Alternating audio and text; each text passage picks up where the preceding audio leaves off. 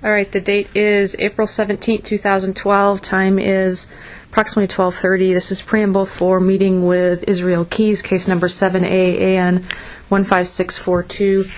Present in the room will be S.A. Godin, APD Officer Jeff Bell, AUSA Frank Russo, and AUSA Kevin Feldes. Meeting is at the U.S. Attorney's Office. Yeah, I had lunch at the jail. No worries. All right. Just like all the other times we've spoken, I'm going to ask them to advise you of your rights. We understand you know them, but that's something we have to do, okay? All right. So you know that you have the right to remain silent? Yes. Okay. And anything you say can and will be used against you in a court of law? Yes. Okay. And that you have the right to talk to a lawyer and have him present with you while you're being questioned? Yes. And if you can't afford an attorney, one will be appointed to represent you before any questioning if you wish? Yes. Okay, and lastly, you can decide at any time to exercise these rights and not answer any questions or make any statements. Understand that? Yes. Okay. Okay. And just like other times, there's a couple of other investigators who are on the other line, so I'm going to dial the phone so they can listen to us just like we've done every other time.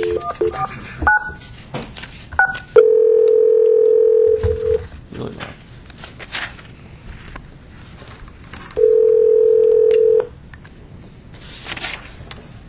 Okay, let me go over a few of the other things that we've covered other times, which is we can only talk to you about crimes that are not connected with Samantha Koenig. You understand that? Yes. Okay. You have an attorney representing you on that crime. Do you understand that? Yep. All right. And I want to remind you, of course, that you don't have to talk to us. You understand that? Right. All right. And if you choose to talk to us, it must be limited to things that are unrelated to Samantha Koenig. Right. Okay. How are you feeling today? Good. Okay. Last time we talked about competency, and you had some requests about that. I just want to confirm, do you have any doubts about your competency or ability to to understand what I'm saying? No, I'm more sane than most Americans. All right. I just asked you that to make sure that you don't feel I gotcha. that you don't feel that you're here today. Nobody twisted my arm. I'm fine. Voluntarily? Yes. All right. And are you under the influence of anything? Any drugs? Well, caffeine now, fortunately. Other than the one cup of coffee you have in front of you, Israel. No, I'm fine. Okay. Thanks for covering that with me. All right. Let me give you a few updates, okay? Okay. Responding to the Curriers. I think we told you this, but I wanted to make sure because I wasn't sure. The federal carjacking is a federal crime. So if you take someone in their car, you carjack them. Right. It's a federal crime. If it results in the death of another person, that is a death penalty eligible case, meaning the maximum penalty could be the death penalty. Right. All right, and that's the Currier case. And in this case, of course, you've told us that you took their car and you took them in their own car. Yeah. And then you took them to the farmhouse and you killed them there. Right. So that would be federal jurisdiction. I wanted to confirm that with you and make sure you understood that, okay? Okay. All right. They're still working in Vermont. The FBI is still working on that part of the search for the bodies, and they're doing what they need to do, okay? But they found him. Well, I don't have an update today on what on where they've been on that, but they're still looking for them. Oh, all right. I have spoken with the Vermont prosecutors. This is as of yesterday. I didn't speak to them today about anything yet. So I did speak with the Vermont prosecutors in the U.S. Attorney's Office, and they are coordinating everything through us, which is what I told them that you wanted. Yeah. Okay. And I wanted to let you know that they're doing that, including with the local prosecutors, because we've all talked about in this room how there's the local authorities who have an interest in things, but we're able to keep control of this right now. Right. And that, as I understand it, is a good thing from your perspective. Yes. Okay. All right. Good. They're letting us handle things, and I guess I wanted to, on that note, I don't know if you get to hear any of the publicity, but the things that I have seen say, here's a headline: Vermont police tight-lipped in search for missing couple. This is something that was just off the news media from Vermont. So they are cooperating, they meaning the investigators in Vermont. Okay. We just want you to know this. We're able to And when we're handling things, we're able to keep a tight lip on the information, and they're cooperating with us. Yeah. All right. Good. Any concerns about that? All right. Are you happy to have the update?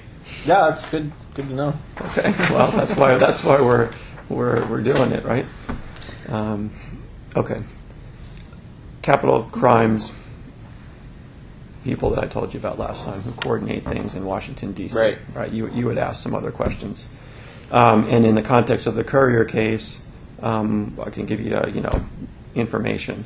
As we told you before, any recommendations that we were to make, let's say, on a federal carjacking case or some other, any recommendations that are made to the Attorney General of the United States are kept confidential.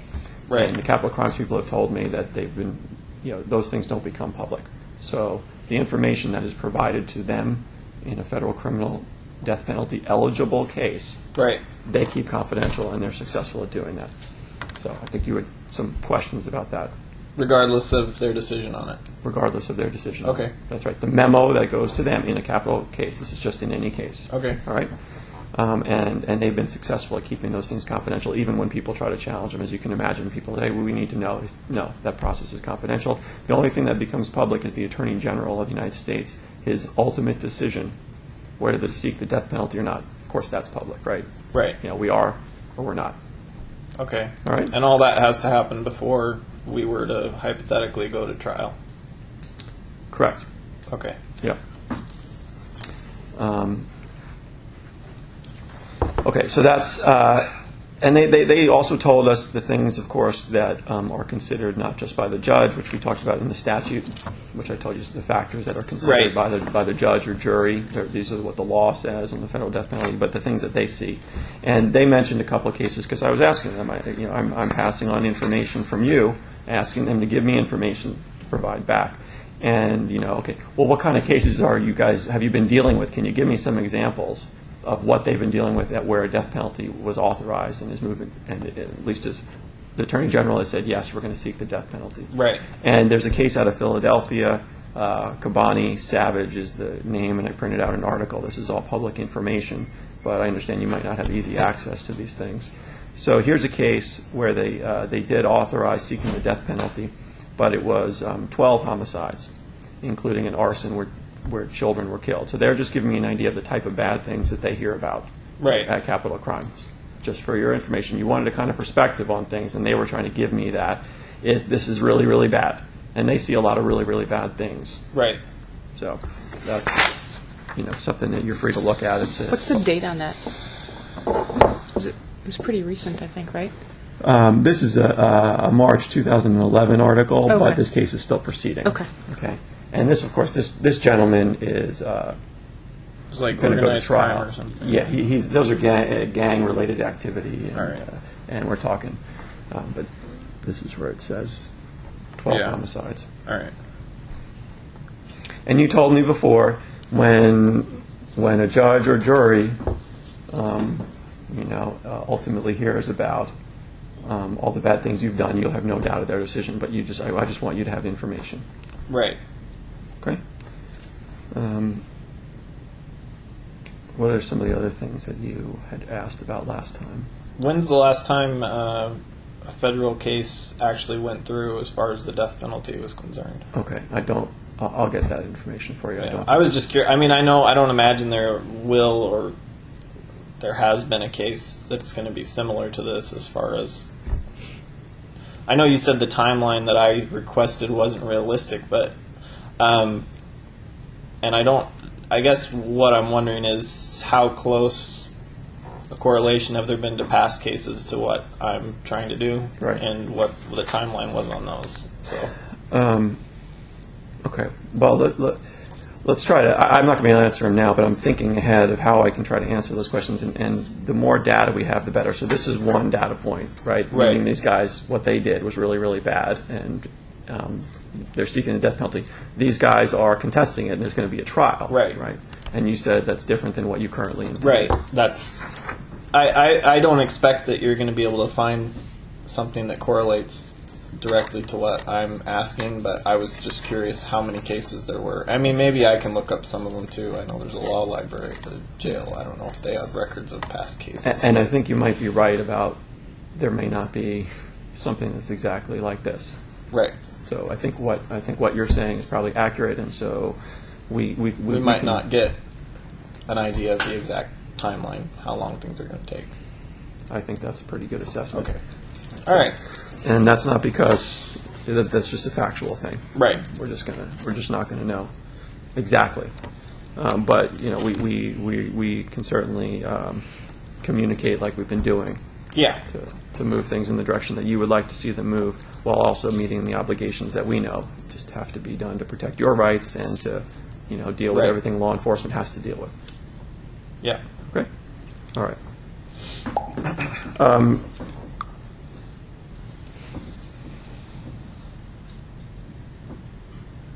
Availability of a competency evaluation, something you asked about last time. Yeah. That's I remember Something that. that's going to come up, Okay. I think. Well, that's probably true because everybody wants to make sure you're competent. Right. And we've already covered today, you feel you're competent, we feel you're competent. But it's something that you indicated, let's get some information about that. So what I've done is I've contacted a psychologist who does competency evaluations for people. He's done them in other cases around the country and would be available to do that, as early as the end of next week. Yeah. Just want you to get some information about that. Yeah. Okay. There should be a lot of changes by then, so I think, like I said, whatever we can do to move things along as quickly as possible. That's all I care about. That's what I've done. I've contacted someone, so I'm just saying availability. Nothing is scheduled, but I wanted to give you that information. Okay? Yeah. I got lots of free time, so whenever. Okay. How are the days going for you? Lots of free time. Understood. Well, I think there's a couple other things that Agent Godin was going to ask you about that we could progress on, but why don't we Sure. go there and then. Sure. One of the things that we had talked about last time was, I think we've called it a timeline, and I don't know if that's the best. Yeah. We're not going to do that today. That's something that we'll try and get that scheduled sooner rather than later, though, and get that whole process going. But haven't forgotten about that, and we'll, like you said, the more things that we can do, the quicker Right. we can do them, so we'll get that going. But the other piece that came up that actually Jeff and I have been talking about as well is during when we met with you last time, there was some indication that there were some other, not cases like the Curriers. I'm not talking about this kind of stuff right now, but there were other felonies and other crimes that you'd committed and that kind of stuff that you thought would be helpful for us to know, in the context of all of this, and in the information that we have to pass up and that we have to take into consideration. All that kind of stuff that we had talked about last time, and so. That was one of the things that we wanted to talk with you about today, if it was something that you were still... Open to discussing. Yeah. And that's- No, there are things that we could definitely clear up some cases, but again, I don't know how much of this stuff I want to talk about until I know whether or not I can get what I want. Of course, if I get what I want, ultimately, then I'll tell you, everything, as long as I know how much of it is going to become public information. That's my only other concern. Even with these, like the other felonies or other cases that you were talking about? I guess I'm asking, are you concerned about that becoming public information too, or? To an extent, just, yeah, I don't know. I don't know yet, Okay. I guess, What's your concern? I don't know. Well, for sure, let's talk hypothetically. For sure, it's going to become public information at some point now that I'm responsible for 3 murders and 2 kidnappings and,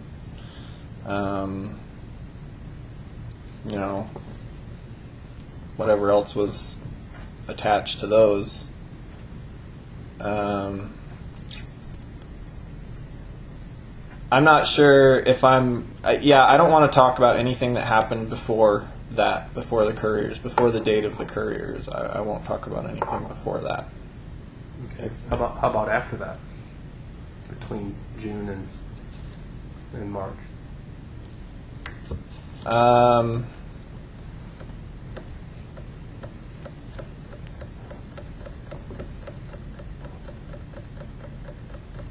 You want me to specifically ask you about something, or? We'll let him think about it. We'll see what he says. Well,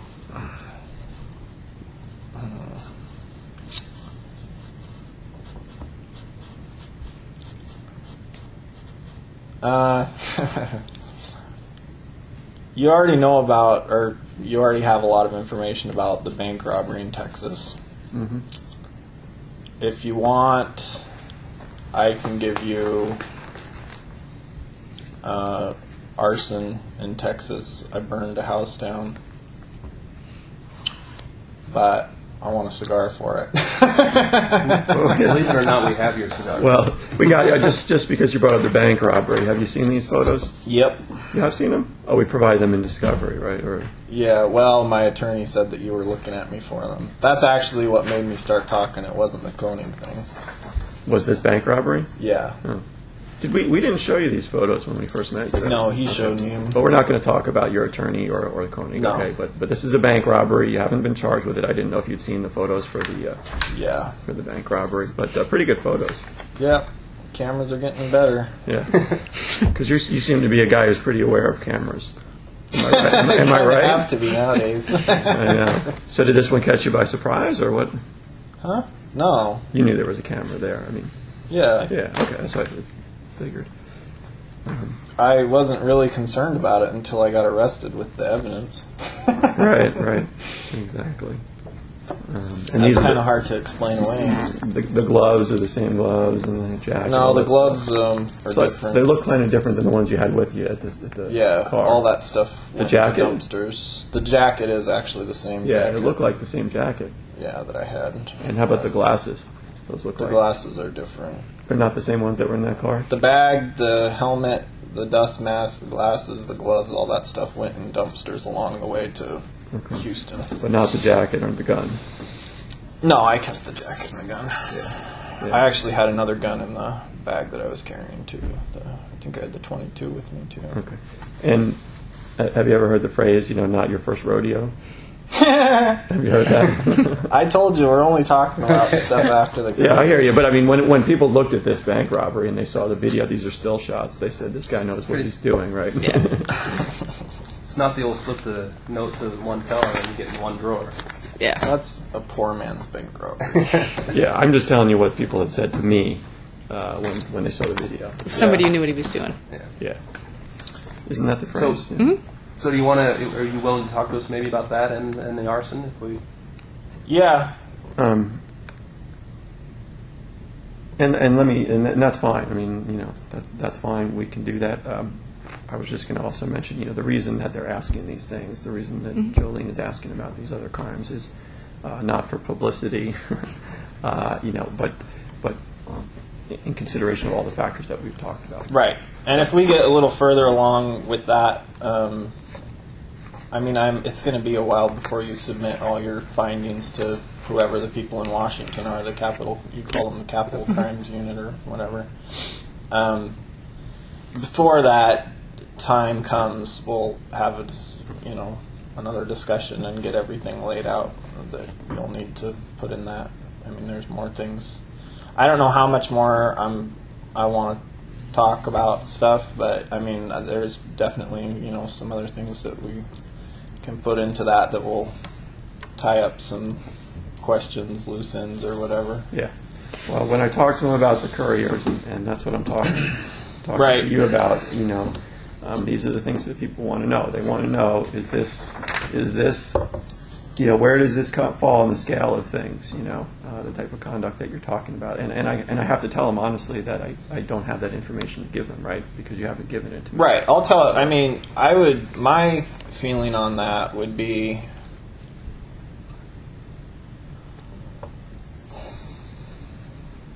I would say probably a week or so from now, maybe 2 weeks from now, we do an interview where I'll discuss all the details of that case and anything else. And I don't know, whatever you want to do, videotape it or record it or however. So they have all that as far as my thought process and my motivations. And, you know. And at that point, what I'm going to always do throughout this is just I'm going to tell you, look, this is what people want to know and why they want to know it and how this is, from my abilities, how this is going to work. So that's why we've done what we've done, but you have to understand that people want to know what are we talking about, and it sounds like we'll discuss that another time. Yeah, And something to think about, Israel, too, in terms of, and I know you get this. I mean, you're a smart guy. It's very clear that you're a smart guy. You think through a lot of things, but taking it out of the context of this, think about it from like even the perspective of something like a DUI. If you've got two people who commit DUIs and you've got somebody who on paper, it's their first DUI, they've got a support structure, they've got a good job, totally out of character, that kind of thing. How that person is looked at is going to be different than the guy who's got, prior DUIs that he's either been convicted for or not been convicted for, that, is doing all kinds of other stuff that doesn't have a support structure. I mean, everybody's going to look at them very differently. So when you're thinking about kind of what are we going to talk about next and how much are you going to talk about, kind of try to keep it in that perspective in terms of, and I don't, we're not going to go into all of that today, but basically kind of that kind of information is the kind of information that's going to be helpful in making some of the decisions and down the road. You're talking about history. Criminals. I mean, it could be anything. Stuff I didn't get caught for. Yeah, because Right. Yeah. Well, no, I got you. You know what your history is. We don't. So when you're thinking about kind of what's going to be important, my concern with I mean, I'm sure you've noticed in our discussions, there's not a lot of stuff left from the things I've done, and there's actually more in the cases we've discussed than there ever has been before. So my concern with talking about stuff that happened in the past is that the investigation of those things is going to drag things out longer. But I am willing to discuss about, certain things when the time comes, whatever it takes to get the stuff on paper to show that, I mean, there is a history of this stuff. It goes back a long time. It's not something I've ever talked to anyone about, and I've never had a partner or an accomplice or whatever.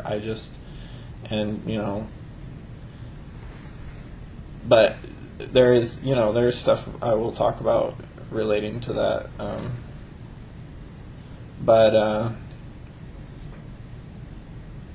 Yeah, I mean, the stuff predating the Currier case, I'll just not talk about right away because I still want to think about it a little bit and decide how.